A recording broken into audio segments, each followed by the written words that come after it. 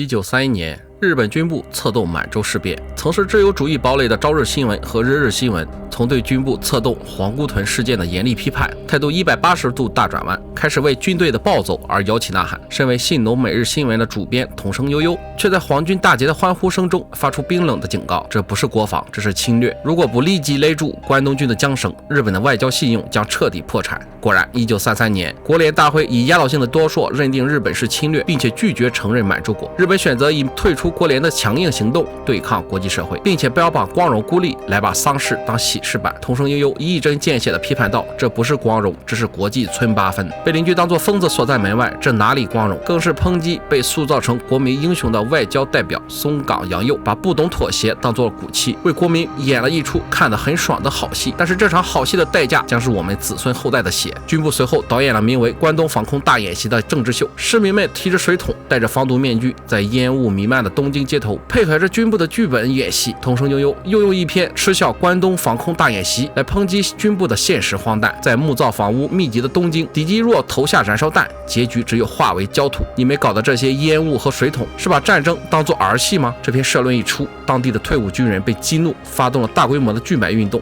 甚至威胁要袭击报社。桐生悠悠被迫辞职，生活因此陷入穷困的桐生悠悠却没有打算闭嘴。他在名古屋创办了个人杂志《他山之石》，作为特高课的重点监视对象，他依然在被特高课涂抹的大片福字下写下了决绝的宣言：生而为人，若不能说人话，那与畜生何异？1936年226事件，他将矛头直指军部的高层，因为长期的洗脑教育制造了这些纯粹且无知的怪物。现在怪物反咬了主人，这不是偶然，这是必然。军部策动卢沟桥事变，日本开始全面侵华。桐生悠悠将侵华比作是蛇吞了一只巨大的癞蛤蟆，既消化不了又吐不出来，最终只能被活活噎死。1940年，日本与德国、意大利成立了三国同盟。此时的桐生悠悠身体开始出现了喉癌的征兆，但是他的笔锋并未顿挫，锐利写道：德国在欧洲已经是过街老鼠，我们现在去结盟是赶着去参加他们的葬礼吗？1941年珍珠港事件前夕，桐生悠悠拒绝治疗，在临终前，他一直用颤抖的手给儿子指着地图上的美国和日本，留下此乃儿戏的遗言。4年后，美国的 B-21轰炸机群遮蔽了东京的天空，燃烧弹如雨点般落下，木造的东京瞬间变成了巨大的焚尸炉，10万人在烈火中化为灰烬。东京的火光照亮了桐生悠悠12年前写下的每一个字。